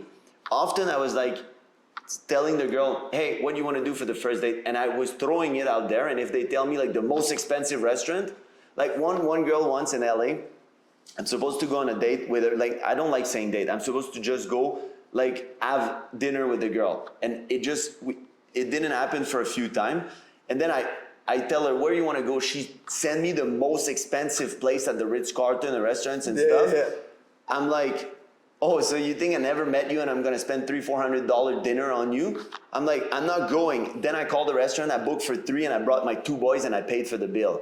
Just because, bro, for me, don't disrespect me like that. Don't think I'm a fucking wallet. I work hard for my money. I made it. And I offered trip for friends of mine that didn't have money for free. I bought a car to my dad. I do things for people that I care about. You honestly strike me as someone, even though we haven't known each other for long, you strike me as someone who like is very generous and you like to take care of the people that you love. Mm-hmm. And ultimately, like, that's it, again, like for me as a man, like that is a priority for me. Yeah. I want to be able to provide and protect the people in my life that I love the most. Provide them the security, the safety, whether that's financially, whether that's physically, whether that's emotionally. Mm-hmm. That is what I feel like a man's role is. And there's nothing toxic about that. No, exactly. That's a fucking beautiful role. And like, you know, it's one of those things, man. I mean, there is like toxic behavior for women, there's toxic behavior for men, but generalizing that being masculine and in your masculine power is toxic and calling it toxic masculinity is not okay. It's not how it's supposed to be. Is there a toxic man out there? Yeah. Is there men that behave the way that they shouldn't behave? Yeah. Is there women behaving the way that they shouldn't behave? For sure. So the thing now is to put things back to where they belong. Let's empower women, which I do and I preach, and let's empower men. Let's not talk shit about each other. Let's not say let's work together, that bro. women are fucking useless and they can't do anything physical and they're a piece of shit and they should stay home. Never are you gonna hear me talk like that. I empower women, and you know what? Let's say my girl, she doesn't want to clean, she doesn't want to do some stuff like that. We get a maid. That's why we work. I'm like, baby, if you want to work, if you want to make money, and if we're going to make money together, my girl pay half of the house. Yeah. My girl pay half of the bill. Of course, there's some stuff that I add before or some stuff that I'll pay more because if I'm making more money. But at some point, let's say that in a year or two something would happen and I would go bankrupt or whatever. Maybe for a period she would pay for stuff and it's okay, that's relationship. But the thing is, like, it's all about balance and stuff, and whoever make the most money, it's normal that you take care of more of the bill and stuff like that, and it's no big deal. But saying that, like, one of the thing that I noticed, like when I left my last relationship, bro, I ended up bankrupt at 25. No money, and my ex had $100,000 in a bank account. How can you explain that? Because I love to take care of people that I love, and I was paying for everything, and she was complaining, and she was saving all the money. So I was paying for rent, grocery, and I was paying for every fucking thing. And when we end up the relationship, bro, she's bawling. Yeah. And me, I'm bankrupt. So that's where the problem is. Like, if you can afford to pay the whole rent, and if I make $1 million a year and I want to force my lifestyle on the girl, I'll pay because I'm forcing the lifestyle. But if we make decision and we're in relationship, it's important that the woman for me contributes. Facts. And it makes me happy and it makes her proud. Like, my girl I'm super proud to say that she pay half of the house. Yeah. And it's funny because people still think online that it's like she doesn't pay shit or whatever. Half of the house, half of rent, and half of the bill for dinner are very different though.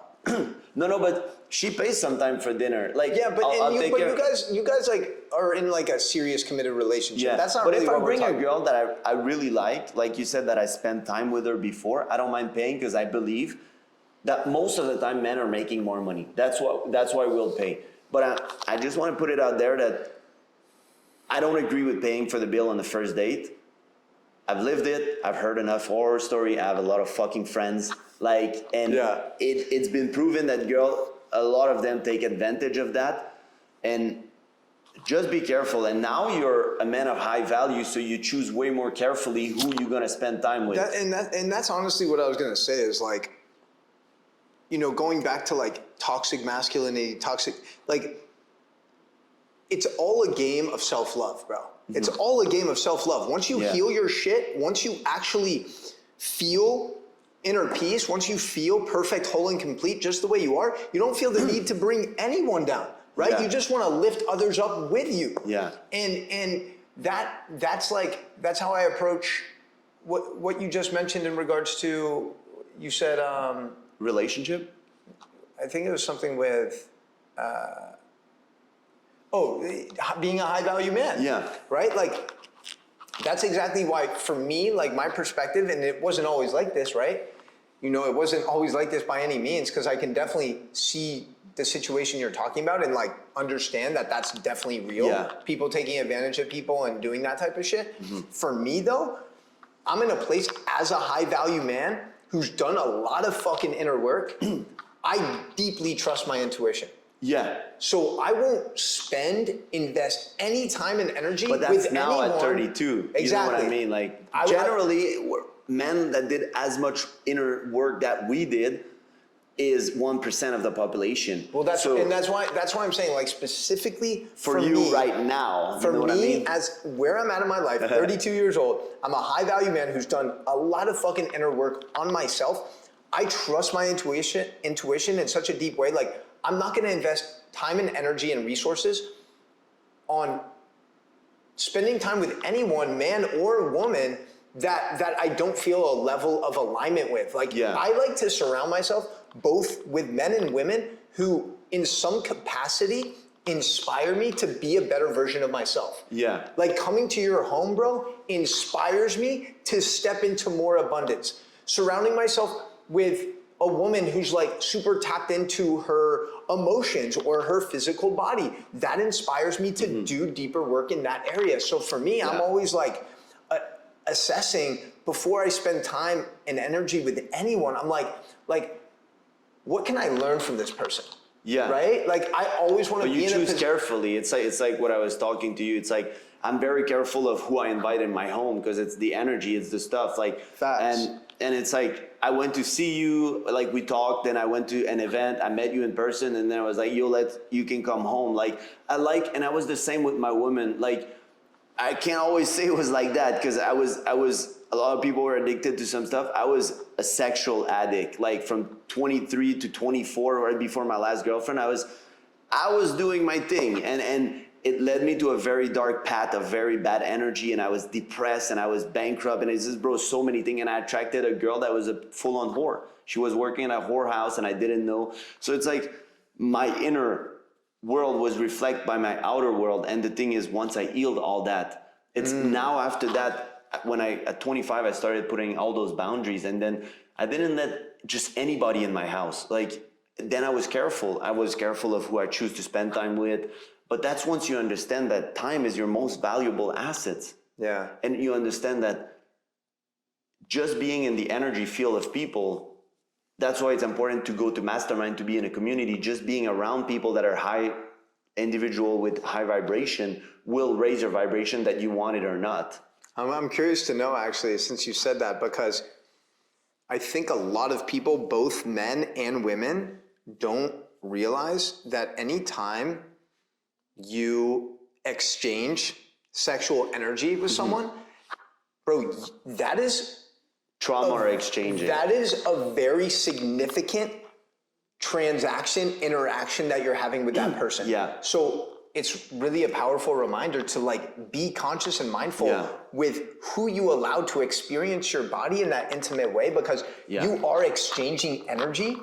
And when you were kind of on that devouring journey, when you were going through kind of, it is an addiction, I guess, right? When you're going through, it's like, if you can't control yourself, I call it an addiction. Like, I couldn't stop doing it, literally. So when you're going through that period of time and like you're sleeping around with different women, like, were you feeling those energies being transferred? Like, was that? Oh yeah. Like, the thing is, every time you have sex, there's a cord, an emotional cord that is linked, because that you want it or not, you're linking two souls together, two fifth dimension being are linking, and they agree for an exchange, whether you want it or not in 3D, whether you say, I'm not, it's not gonna, it's too much of a personal connection. You're inserting something in someone else. And if you look at, I can put a picture, I'll put it here, but if you look,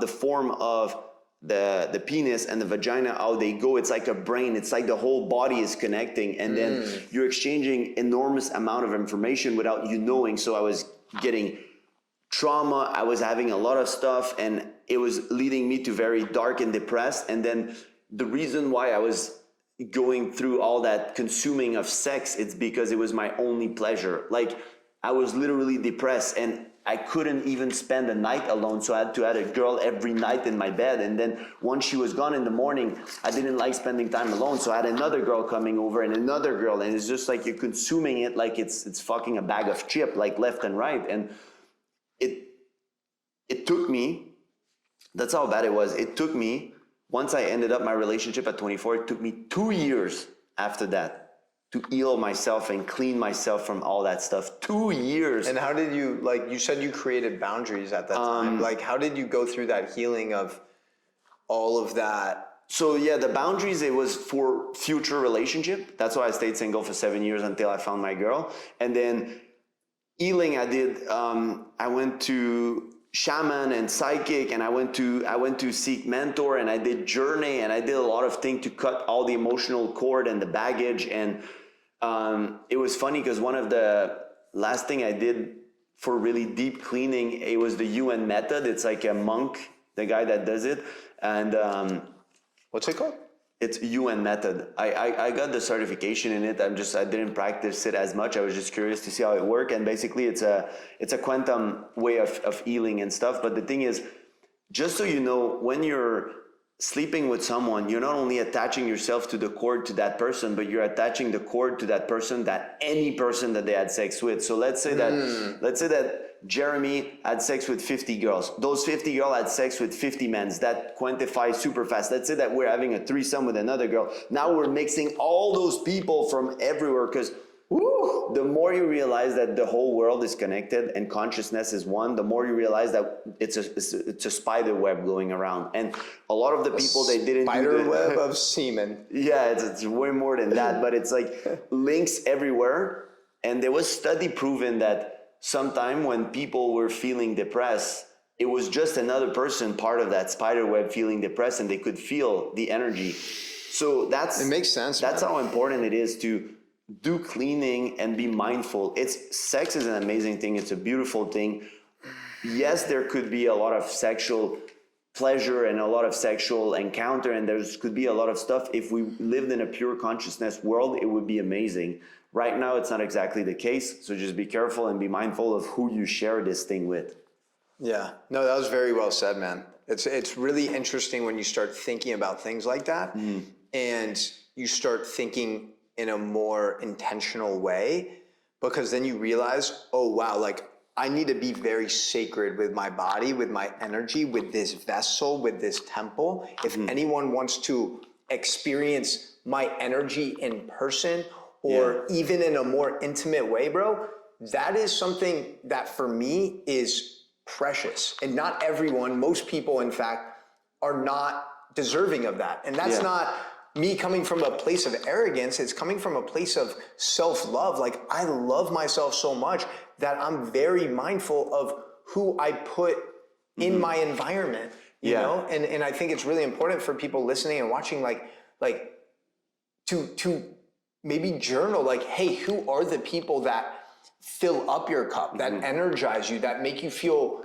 positive about yourself? And then who are those people? Like, who are those energy vampires that are making you feel like shit, that are not bringing value to your life? And then, like, one of the things I wanted to say, just because we were talking about toxic masculinity, is like, I think there's really strict, I think one of the most toxic things a man can do is neglect his health. Yeah. Right?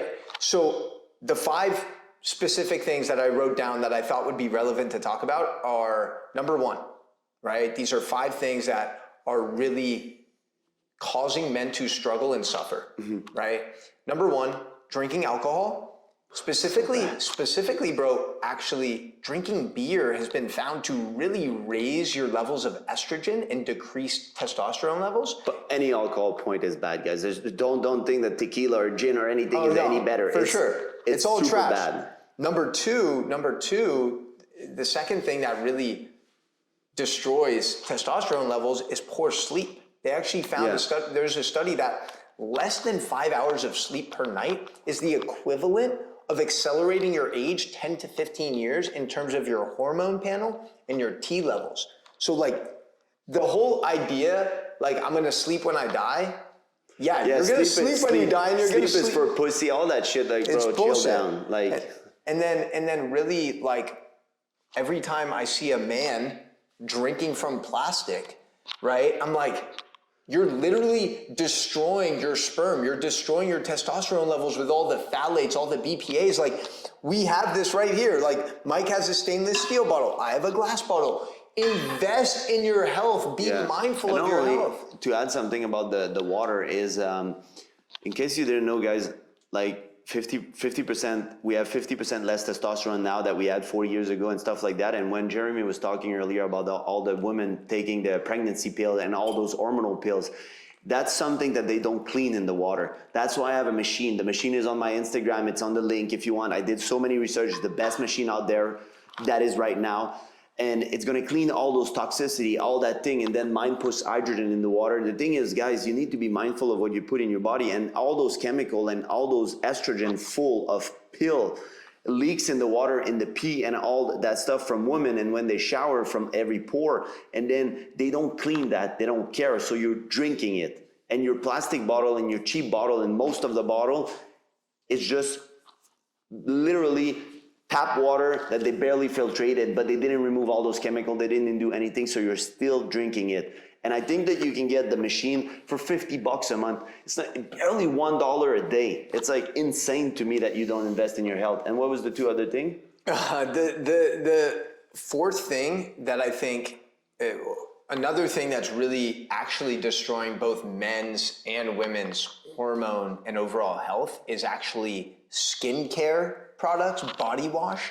These are filled with parabens and all of these other artificial chemicals that penetrate our bloodstream. Our skin is the biggest organ in the body. Anything we put on our skin, including sunscreen, makeup, whatever it is, absorbs into your bloodstream within 30 seconds. And that's going to really negatively impact your endocrine system, which is responsible for all of our hormones. So like, be mindful. And we can link to some stuff in the notes, like be mindful about what you're putting on your skin. You know that I didn't get sunburn. I stopped wearing sunglasses a while ago. I barely ever wear them because it fucks up with your vision and your body doesn't know that there's sun out there, so it doesn't produce the melanotan to protect you and all that stuff. And I don't put sunscreen. And I can literally stay for hours outside, and I'm a white boy, and I still don't get sunburn. Once I started changing, because actually it's proven that when you put sunscreen, it's fucking up with your skin a lot, and it's not good. And what's cool about this world is like, there's basically solutions for all the problems we're talking about, right? Like, again, there's conscious skincare companies, conscious sunscreen companies, but yes, like I was at Soho House today. I was at the beach earlier today, and I just see these dudes, bro. Like they're already super pale, and they're just lathering on the sunscreen. They're fucking taking a bath in all of these toxic chemicals. Understand, very simply put, your skin is the biggest organ of your body. Everything that you put on your skin. You absorb 1 liter of water every time you take a shower. On top of it, because it's hot water, it stretch your pore, it makes them bigger, and all the chemical and all this stuff. So it's also important to have a fucking thing to clean your water, like in the shower. Yeah, all of these things, there's levels to it, of course, but it's like, what's cool, and again, returning back to like where we started with plant medicine and psychedelics and mushrooms, I think one of the greatest things that all of these medicines have in common is that they show us the highest version of ourselves. And when you see a higher version of yourself, bro, you no longer want to consume all of these toxic artificial ingredients. You no longer want to put all this chemically laced sunscreen on your precious body. You no longer want to surround yourself with fucking people that suck, because you see your value. You see yourself as a king. I see myself as a king. So why would I ever want to do anything that's not in alignment with being a fucking king? And that's what these medicines do, is they help reconnect you to your highest self. And once you see that version of yourself, you can't unsee that version. And one of the thing, like, I know, like, I don't know exactly the stats for women, but I know that stats for men are insane for suicide rate and depression, because first, they don't have the good friends around them. They don't have the environment. That's why I started a community. I have 2 communities that are free. one for the 55 Day of Abundance Challenge and one for the Road to Abundance. And it's important to have community. It's important to share with other men. It's important to talk about your feeling and emotion. It's not being a pussy to have feeling. And if you, whatever you repress will come out way worse. Whatever emotion you try to suppress will come out. It's like, it doesn't work to put all those emotion and bottle them up and put them in a cage. It's gonna explode. And that's what leads to suicide for a lot of men. They bottle it up, and at one point they just can't take it, and nobody's there to talk to them. And it's like, it's okay, man. It's super manly actually to tap into those emotions and be a real man and be balanced in your feminine, masculine energy. And that's gonna make you a way better CEO, a way better person, a way more wealthy person. That's being a fucking empowered king and queen, is to work on yourself and do the work. And it's not because there's anything bad or anything to fix and you have so many problems. It's because there's conditioning that happen and there's rewiring to happen. Like, some stuff have been happening without you noticing because your subconscious mind is running 95% of your program. So now it's time to be in charge of that 95% as much as you can and decide how you want it to run. If I'm gonna have it run my life, let's make sure it's run it the proper way. and It's true, man. Yeah. Like I appreciate everything you're saying. And I think it's really valuable too for like men like you and I, because, you know, a lot of people will see you like you're jacked, you're tatted up, like you're a good looking dude. And they all of a sudden create a picture of what you are, or what you should be. And they try to put you in a box. So I think it's really valuable for men like yourself and myself to have these conscious conversations and really empower other men to understand to do the same. That feeling your feelings is a good thing. Feeling your feelings is sexy. That means you're emotionally intelligent. Yes. Expressing your emotions in a healthy way, that's even more beautiful, right?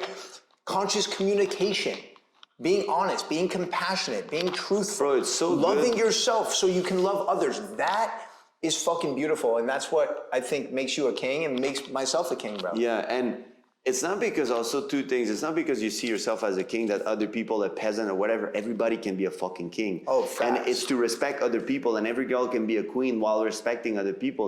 And one of the things that I didn't really used to know how to do was to cry. I just couldn't, like, for years I was repressing it. And what really, at the beginning, I was crying very, very little in my life, like 2 or 3 times for a girl when I was younger. And then my dog, when he died, which is, it crushed me, like literally. I know that life put that in my path like 3 years ago or 2.5 years ago. And it was like devastating for me because dogs are unconditional love. So I had no protection against it versus people. Like, I always kept like a little protection. So then when I discovered like when I do journey, sometimes I'll be crying, or breath work. Breath work is the thing that you don't need anything. That also was probably the most powerful thing I've found in life, that you can do anytime, anywhere, at any place. And every time I was doing breath work, and still I did breath work 2 days ago, and I cried because I'm releasing every energy that doesn't serve me. And you will have emotion coming up, and it's okay, because you're tapping into your subconscious mind. After 10-15 minutes, you deactivate the thinking mind, the frontal cortex. So the thing is, emotion will come because you're tapping directly in your subconscious and releasing all that stuff. And does it feel fucking good, bro, when you release all those bottled up emotions? Do you do like Wim Hof type breathing? I do. It's more like I'm actually having one the 14th of that is coming. I'll send you the link. Just join. It's a 35-minute breathing with the explanation. Yeah, I'm leading. Oh, nice. it. Where's it at? I'll do it online, so you can just do it from your house. Put a yoga mat. I'll send you the info. It's fucking, now I'll be hosting it twice a month. And it's more like holotropic breathing, like kind of like Wim Hof, but Wim Hof give you a break. Yeah, and the thing is, when you take the break after 40, 50 puff of like the double breathing and stuff, it's good to build up the oxygen and all that stuff. And I know his technique is to... With the breath holds, you mean? Yeah, the breath hold is good. It serves its purpose. But if you want to tap into something magical and activate the most DMT, I'd never stop breathing for the 35 minutes. Wow. Yeah. But that's interesting too, because like it's called breath work. It's for a work. reason. Oh, the 35-minute, bro, you're in it for a treat. Like, but it's the most powerful experience, and probably when you're gonna do it, it's probably gonna be the most life-changing experience you've ever did. Except for Journey, which I consider that they're the same, and sometimes I combine both of them. For I do a sure. little dose and then I do breath work. And bro, the shit I see on it, it's like breath work. I would say, you know how you feel when you're calm and grounded on psilocybin? That's how you feel after it. It's like I can download a lot of stuff, and the best part about the breath work is once you did the work, just settle in for 5 minutes, stay in shavasana, like the corpse pose, which is always the hardest because you want to get up, you want to do things, but you need to download whatever you have to download and just fucking enjoy the work that you put in. Thanks. Yeah. So the breath is like exactly. And I heard this quote that really resonated with me recently. It's the presence of oxygen means the absence of disease, right? Yeah. There's a lot of ways to die, but Breathing every in one that. of them is the stoppage of breath, right? So by being intentional about inhaling that oxygen, delivering that oxygen to your bloodstream, your brain, like that is life force. yeah. So the best thing you can do at any moment is just pause and breathe and see how that shifts your state, see how that shifts your mood, see how that shifts your life. And like you mentioned, it's fucking free, right? You can get high off your own supply for free. Yeah, man, it's super powerful. And I'm tired, bro. we're gonna end the podcast on this. Give me your top 3 book right now, and then where people can find you, and we're gonna end on that. Top 3 books. To be honest, like one of my intentions this year is to actually be more intentional about reading. Like one of the things that I'm very big on is I'm not about like quality of books. There's the people who are like, I want to read a book a week, and I'm like, that's amazing. I personally am never going to be that type of person. I rather read like 10 books in the year and actually like process them and integrate them into my life. Yeah. Right? I think that's more important, at least for myself personally. So I would say three top books. That's tough. Okay. Let me close my eyes real quick and just like think about what's on my bookshelf right now. Don't think too much. Like the first one that comes in your mind are often the most powerful. Yeah, the number one book that I'd recommend, like right off the bat, is Mastery of Love by Don Miguel Ruiz, the same author of Four Agreements. Yeah. I've read it. Yeah, fucking amazing. I gift that to every one of my students in their welcome package. Like Mastery of Love is really a beautiful way of like demonstrating the importance of self-love and how to actually start cultivating it for yourself. So I would definitely recommend that book. It's so interesting, bro. I'm drawing blanks right now. Whatever the book comes in your mind right now, it's what people need. It's like consciousness giving it to you. So the second book that come in your mind without thinking is 7 Spiritual Laws of Success by Deepak Chopra. These are all very short, small, quick books. Yeah. But again, I love that because it combines spirituality and success and wealth. And I think sometimes people think like you can't be spiritual and super successful and wealthy. And actually, that's when you're wealthy and fulfilled. The two can completely coexist, and it's understanding like, oh wow, like actually the more I tap into myself, the more I love myself, the more I cultivate self-awareness and self-love, is actually going to give me the ability to create more wealth and more abundance. Yeah.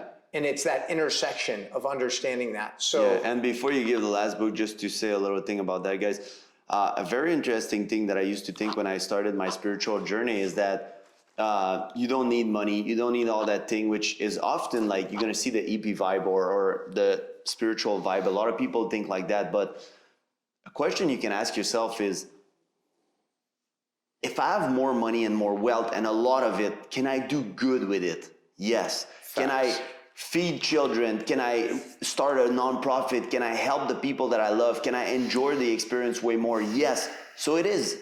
empowering for your spirituality to have a lot of money and a lot of wealth. It's because often we think about all the material possession that we want. It's okay to have material, but the thing is to remember that more money means doing more good on a bigger scale. What if my money can make me create school, educate children, have hug class, there's a lot of fucking thing I want to do with my money. And my goal is to be worth within 20 years, $1 billion. And the reason why I want to do it, it's not even for the fucking material thing, because for a while I didn't even care about that. Like, the thing is, I want to create stuff that I need the money for. And it's actually super good for your spiritual journey to have wealth. And it's embrace it. And the last book? Well, I just want to second that, because I personally have had like a lot of limiting beliefs around money to overcome in my own life based on my upbringing. And for me, I am now so clear in understanding that the more financial abundance I bring into my life, the more impact I'm able to create in the world. And I think if people could have that perspective, like, oh wow, if I'm fucking broke, not only can't I help my family, I can't even help other people. So You can't help yourself either, because you exactly. Because if and you're like always you said, stressed about money, bro. Like, people don't understand. People don't understand. it's the worst like, stress. If you don't know if you're gonna eat and you're gonna pay your rent and car, I've been there and it's horrible. 70% of Americans are living paycheck to paycheck right now. You don't think that constant stress, whether you're going to be able to pay rent, put clothes on your child's back, eat real, whole, nutritious food, like understand that for me, bro, like, and it goes back to, honestly, like, I think it's my role, number one, to pursue my passions and align myself with my purpose. Once I do that, it's like, okay, how can I use my passions and purpose to create more impact? And after that impact, it's about income. There's a direct correlation between the impact I make in the world and the income that I create. The more people that I'm impacting and empowering on a daily basis. You're serving the consciousness, the people. Exactly. The mass. And that's what I think people fail to realize sometimes, is like, we often hear the expression like multiple streams of income. And I'm all about multiple streams of impact. How many ways can I find to use my gifts and share my gifts authentically that is going to change lives in a positive way? And I know if I can really continue that path and create more avenues to create positive impact, it's going to directly impact the bottom line. It's going to allow me to make more money, create more financial abundance. And with that financial abundance, I'm just going to pour into the people. More impact, more influence. Then you can create journey, you can do a lot of things, you can do retreat, you can also pay for people to come speak at your retreat. There's the unlimited potential with it. And yeah, man, it's fucking amazing. And the last book? The last book, and I'm just gonna say this I'm just gonna say it like, it's a short, quick book that impacted me in a big way, is Energy Bus. Okay. Yeah. By John Gordon. And it basically talks about the importance of really having a positive mindset and perspective on the world. And it's such a short book, you can probably finish it in like 2 hours. And those are the books I like, because the thing is not only to read them, like he said, it's to be mindful and what the book mean, because often short book, like even The Alchemist, they're packed with so many knowledge and subliminal message and lesson that you can get. And even the book that I'm writing right now is going to be like that. It's going to be like in between The Alchemist and the Celestine Prophecy in terms of length, maybe 50,000 words, which is a short book. But the thing is, I put so many important lessons, but I give them to you as a story and as a subliminal message. But it's important that when you read, you're mindful of what you're reading and what you can correlate into your life. And my second book will be more about like lessons that I'll give you directly stuff. But this is going to be...